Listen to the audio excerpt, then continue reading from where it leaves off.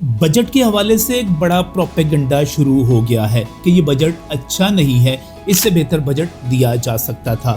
इस बजट में जो टैक्सेस में कमी की गई, इस बजट में जो दिफा के लिए फंड्स रखे गए और इसके साथ साथ बेनज़ीर इनकम सपोर्ट प्रोग्राम समेत मुख्तलिफ चीज़ों को जो डिस्कस किया जा रहा है, ये जो कहा जा रहा है कि ज़राअत के लिए पैसे बहुत कम हैं, बेनज़ीर इनकम सपोर्ट प्रोग्राम के लिए ज़्यादा, इस किस्म की और बहुत सारी चवलें, ये क्या चवलें मारी जा रही हैं? आइए मैं आपको हकाइक बताता हूँ, दलील से समझाता हूँ। अपनी कॉपी पेंसिल संभाल लीजिए, अपने दिमाग के दरवाजे खोल लीजिए, चलते हैं वीलॉग की तरफ।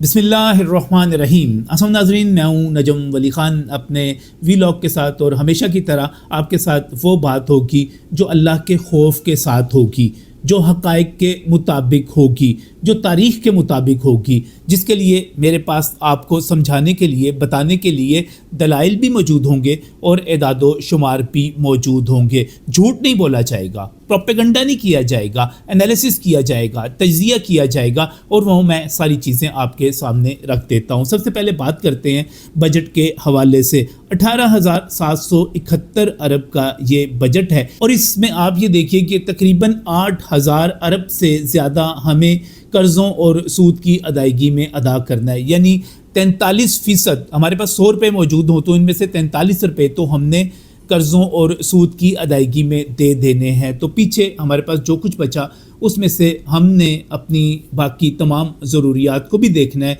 सूबों को भी जो है इसमें से फ़ंड्स देने हैं, इसमें से लोगों की मदद भी करनी है, अपना दिफा भी चलाना है, बहुत कुछ करना है बाकी तमाम पैसों में से। सबसे पहले तो ये समझ लीजिए कि वो लोग जो ये कह रहे हैं कि ये बजट अच्छा नहीं है, मैं उनको बताना चाहता हूँ कि इस बजट में कोई बड़ा नया टैक्स नहीं लगाया गया, बल्कि इसके मुकाबले में टैक्सेस में कमी की गई है।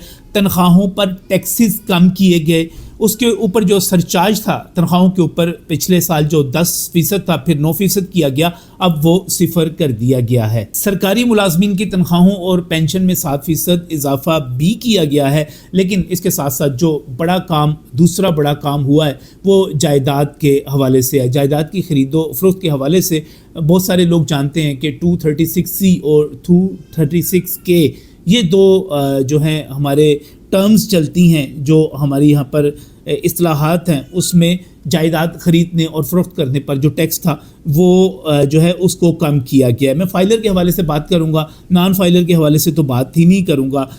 जो फाइलर जायदाद ख़रीद रहे थे वो 2.5% इस पर टैक्स अदा कर रहे थे, वो 1.5% कर दिया गया है। और लेकिन बड़ी जो चीज़ है, बड़ी बचत जो हो रही है वो 236K पर हो रही है, और वो टैक्स जो कि 4.5% से लेकर 5.5% तक था, उसको तकरीबन आधा जायदाद के बेचने पर वो जो टैक्स है तकरीबन आधा कर दिया गया, इसको 2.75% पर लाया गया है। इसका मतलब यह है कि अब आप जायदाद बेचेंगे तो उसमें से बड़ा टैक्स बीच में से मन्हा नहीं होगा, टैक्स की बचत होगी। इससे जायदाद खरीदने और फरोख्त करने के हवाले से कारोबार बढ़ेगा, ये एक बड़ा मुतालबा था। क्योंकि प्रॉपर्टी सेक्टर जो है, जब हम जायदाद की ख़रीदो फरोख्त की, प्लाटों की ख़रीदो फरोख्त की बात करते हैं तो ये कहते हैं कोई 40 के करीब इंडस्ट्रीज़ को चलाता है, और एक तवील अरसे से ये बहरान का शिकार है, ये आगे नहीं बढ़ रहा। बहुत सारे मसाइल थे इसमें, और उसमें एक टैक्स का जो इजाफा था वो भी था, क्योंकि माजी में IMF ये कहता रहा कि आप टैक्स को बढ़ाएं,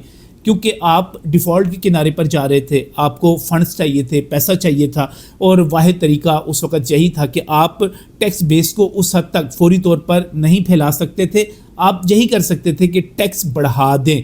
लेकिन इसके बाद इन 2 बरसों में वज़ीर आज़म शहबाज शरीफ ने हर हफ्ते में एक दिन, यानी कि हर सोमवार गालिबन ये दिन होता है, सोमवार या मंगल हो जाता है, तो हर सोमवार के पीर के दिन एक FBR की मीटिंग खुद करते हैं ताकि उसकी डिजिटाइजेशन की जा सके, उस पर चीज़ों को बेहतर किया जा सके। तो मैं जो बताना चाह रहा था कि आपको ये जो बजट है इसमें बरामदात पर 2% की बजाय, एक्सपोर्ट्स पर 2% की बजाय 1.25% जो है टैक्स कर दिया गया है। जो लोग शिपिंग इंडस्ट्री से वाबस्ता हैं या कराची से या उस कारोबार से हैं, उनके लिए भी बड़ी खुशखबरी है। उस पर 18% जो टैक्स था वो भी जो है ख़त्म कर दिया गया है। इसी तरह बैरून मुल्क जो पाकिस्तानी हैं या जिनकी बाहर जायदाद है, उनके ऊपर CVT एक टैक्स था 1%, वो जायदाद ज़ाहिर करने में रुकावट बनता था।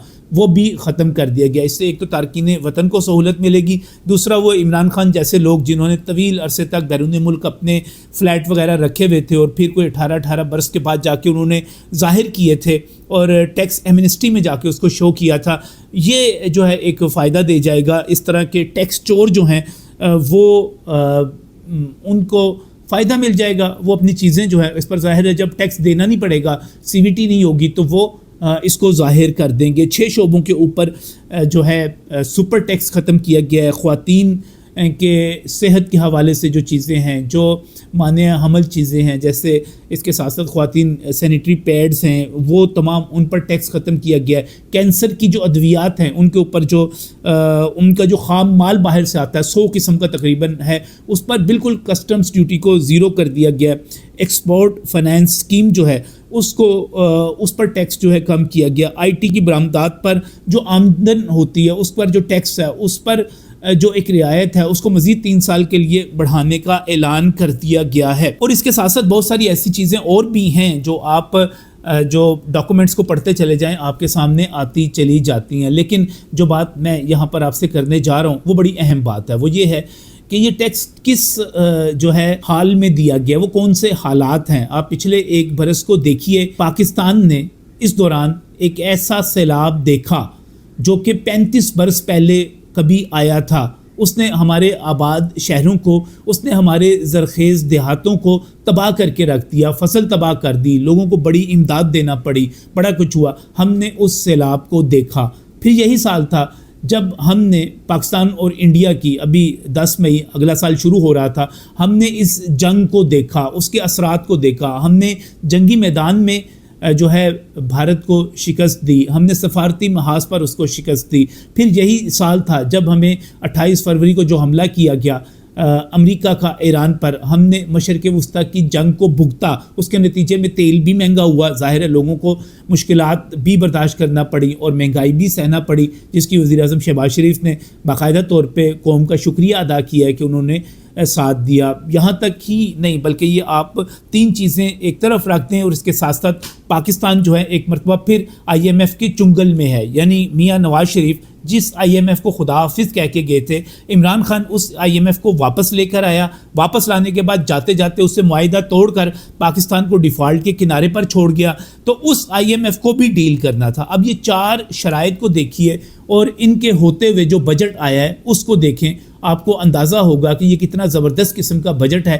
کیونکہ میں نے پہلے ہی آپ کو وہ تمام کی تمام چیزیں بتا دی ہیں جو یہاں پر سہولتیں دی جا رہی ہیں. ورنہ یہ سمجھا جا رہا تھا کہ کوئی بڑا نیا ٹیکس آ رہا ہے, لیکن حکومت پاکستان نے مزاحمت کی. جیسے سولر کے اوپر جو ٹیکس کی بات کی جا رہی تھی, سولر پلیٹس کے اوپر, اور آپ کمال یہ دیکھیے کہ جیسے ہی IMF کی طرف سے ڈیمانڈ آئی, یہاں پر پاکستان میں ایک سولر پلیٹ کی قیمت جو ہے وہ تقریباً 8-10 ہزار روپے بڑھا دی گئی. حالانکہ ٹیکس لگنے کے بعد یہ بڑھنی چاہیے تھی اور یہ جا کے کہیں 1 جولائی کو اپلیکیبل ہونا تھا. کیا آپ یقین کریں گے کہ جب اپریل اور مئی میں یہ خبریں آئیں تو اس کے ساتھ ہی اس مہنگائی کو کر دیا گیا, اضافہ کر دیا گیا. ناجائز منافع خوروں نے, میرا خیال ہے حکومت کو ان کی گردن ضرور پکڑنی چاہیے, اس کی انسپیکشن ضرور کرنی چاہیے کہ ابھی تو ٹیکس لگا ہی نہیں تھا تو مہنگائی کیوں کر دی گئی. یہ ہمارا بہت بڑا مسئلہ ہے. میں یہاں پر دفاع پر بھی بات کرنا چاہتا ہوں, میں یہاں پر بے نظیر انکم سپورٹ پروگرام پر بھی بات کرنا چاہتا ہوں. کہا جا رہا ہے کہ جناب کسانوں کے لیے 5 ارب رکھ دیا, لیکن دیکھیے بے نظیر انکم سپورٹ پروگرام پر اتنی بڑی رقم رکھ دی گئی. بھائی یہ تو اللہ تعالیٰ نے آپ کو اگر سعادت دی ہے کہ آپ لوگوں کی مدد کر سکتے ہیں. اسلام میں زکوٰۃ کا نظام ہے, صدقات کا نظام ہے. یہ جب آپ یورپین کنٹریز کی طرف دیکھتے ہیں وہاں پر ویلفیئر کی جو پروگرام ہے تو اللہ کا شکر ہے کہ ہم اپنے لوگوں کی مدد کر رہے ہیں. جب ہم یہ کہتے ہیں کہ ہمارے 1/3 لوگ جو ہیں انتہائی غریب ہیں تو پھر ہمیں ان کی مدد کرنی چاہیے, ہمیں جو ہے اس سے پیچھے نہیں ہٹنا چاہیے. یہ تو فخر کی بات ہے ہمارے لیے کہ ہم ان کی مدد کر رہے ہیں. یہ کوئی بھکاری نہیں بن رہے, یہ غریب عورتیں ہیں, یہ متعلقہ عورتیں ہیں, یہ بیوہ عورتیں ہیں, یہ بزرگ ہیں, یہ معذور ہیں. ان میں وہ لوگ شامل ہیں جو کہا جاتا ہے نا جناب کاروبار کروا دیں. بھائی ہر بندہ کاروبار نہیں کر سکتا. کاروبار کے لیے حکومت کی اسکیمیں الگ سے موجود ہیں, ان کی طرف جائیں. لوگوں کی مدد کرنے دیں. لوگوں کا اگر آپ 3 مہینے کے بعد کسی کو 14,500 روپیہ یا 18,000 روپیہ ہو رہا ہے تو یہ جو آپ 14,500 دیتے رہے ہیں 5,000 بھی مہینے کا نہیں بنتا میرے بھائی. کیسی باتیں کرتے ہیں آپ؟ خدا کا خوف کریں. لوگوں کو اگر اس سے کوئی مدد مل جاتی ہے, کسی کی ادویات آ جاتی ہیں, کسی بچے کی فیس چلی جاتی ہے, کوئی کتابیں آ جاتی ہیں, کوئی کسی کا بل 1 مہینے کا اس سے نکل جاتا ہے, تو کیا فرق پڑتا ہے آپ کو بھائی؟ لہٰذا اپنے دلوں کو پتھر مت کریں. لوگوں کی مدد ہو رہی ہے تو اس کو ہونے دیں. خدا کے لیے ظالم مت بنیں. لوگوں بہت مجبوریاں ہیں لوگوں کی, ان کی مدد ہونے دیں. آپ سے ریکویسٹ ہی کر سکتے ہیں. اور آخر میں دفاع کے حوالے سے بات کرنا چاہتا ہوں. پاکستان کے دفاعی بجٹ پر جو لوگ بکواس کرتے ہیں اور یہ کہا جا رہا ہے کہ جناب یہ 2,500 ارب سے اب 3,000 ارب کر دیا گیا ہے.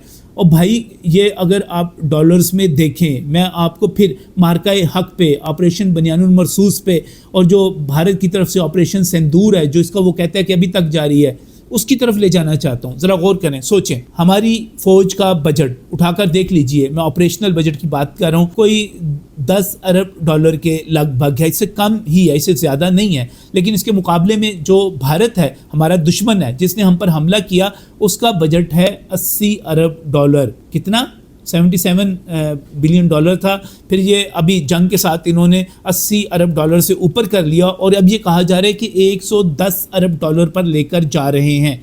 تو اب آپ دیکھیے کہ کہاں پر آپ کا یہ 10 ارب ڈالر یا آپ کوئی 12 ارب ڈالر ہو جائے گا. اس کے مقابلے میں 80, 90, 100 ارب ڈالر والی فوج ہے, اس کو آپ نے ناکو چنے چبوا دیے. اس کو آپ نے سیز فائر پر 4 سے 6 گھنٹے میں مجبور کر دیا. آج تک وہ اپنا فخر جو ان کا ہے, ان کا جو غرور تھا, وہ رافیل کا جو ہے اس کے اوپر سے جو بےعزتی برداشت کر رہے ہیں, اس کی تباہی کے اوپر سے, اپنے تیاروں کی تباہی کے اوپر سے, یہ کس طرح آیا؟ یہ پاک فوج کی جدت کی وجہ سے آیا. یہ جو ہم سائبر وار کے اندر ایکسپرٹ ہوئے ہیں وہ اس کی وجہ سے آیا. تو بھائی اس پر پیسے لگتے ہیں, لیکن پھر دیکھیں کہ یہ دشمن کے مقابلے میں کتنا کم بجٹ ہے. بلکہ آپ ایسے کیجئے گا, گوگل کیجئے گا, سعودی عرب جو کہ ہماری فوج کے ساتھ دفاعی معاہدہ کر رہا ہے, سعودی عرب کا اس وقت دفاعی بجٹ یا جنگی بجٹ کتنا ہے. آپ ذرا اس کے ساتھ موازنہ کر لیجئے گا کہ کون کتنے بڑے بجٹ کے ساتھ ہے, لیکن ہماری افواج پر وہ ڈیپینڈ کر رہے ہیں. کیونکہ ہم بہادر ہیں, ہم لڑنا جانتے ہیں, ہم دماغ لڑانا جانتے ہیں, ہمیں پتہ ہے چیزوں کو کرنا کیسے ہے, ہمیں فخر ہے اپنی مسلح افواج کے اوپر. لہٰذا جو لوگ یہ بات کرتے ہیں نا کہ جناب یہ بجٹ اتنا ہو گیا, میں نے ان سے صرف اتنا کہنا ہے کہ اگر یہاں پر بھارت کامیاب ہو جاتا تو آپ کا یہ بجٹ ہی نہ ہوتا, کچھ بھی نہ ہوتا. یہ جو آپ بیٹھے یہاں پر بکواس کر رہے ہیں نا بڑی, یہ سارا کچھ بھی نہ ہوتا. لہٰذا اگر آپ دیانتداری کے ساتھ, ایمانداری کے ساتھ, بہت ہی خلوص کے ساتھ, محب وطن ہو کر اور دل میں کوئی تعصب پالے بغیر ایک پاکستانی کے طور پر اس بجٹ کو دیکھیں گے, اس میں ٹیکسز کی کمی کو دیکھیں گے, اپنے حالات کو دیکھیں گے کہ کس طرح ایک سیلاب آیا, کس طرح ہم نے خود ایک جنگ لڑی, کس طرح ہم نے مڈل ایسٹ کی جنگ جو ہے اس کے اثرات کو برداشت کیا, کس طرح حکومت نے IMF کا مقابلہ کیا, تو یہ سارے کا سارا آپ کو زبردست لگے گا, کمال لگے گا. آپ کا دل کرے گا کہ آپ تعریف کریں اور شکریہ ادا کریں کہ اتنا بہترین بجٹ آیا ہے. میں امید کرتا ہوں کہ پیٹرول کی قیمتیں بھی کم ہوں گی, کیونکہ پہلے بھی جب ڈالر مہنگا ہوا تھا, جب ڈیفالٹ کے خطرے پر پہنچے تھے, تو جو ہمارا پیٹرول تھا وہ 338 340 روپے تک پہنچا تھا, پھر واپس وہ 250 پر آیا تھا. لہٰذا مجھے پوری امید ہے, پورا امکان ہے کہ ایک مرتبہ پھر بہتری آئے گی. ہم جو ہے پاکستان کے ساتھ جڑے رہیں, پاکستان کے ساتھ وفادار رہیں, ہم سب اپنی اپنی جگہ پر محنت کرتے رہیں. انشاءاللہ تعالی پاکستان بہت آگے جائے گا, پاکستان ترقی کرے گا. اور ہم سب جو ہے میں تو ہمیشہ سے کہتا ہوں وہ بات ہی کیا کہ اگر آپ کامیابی کے موقع پر محبت کا اظہار کریں, ہم تو ویسے ہی ہر موقع پہ, ہر دم, ہر لمحے کہتے ہیں پاکستان زندہ باد.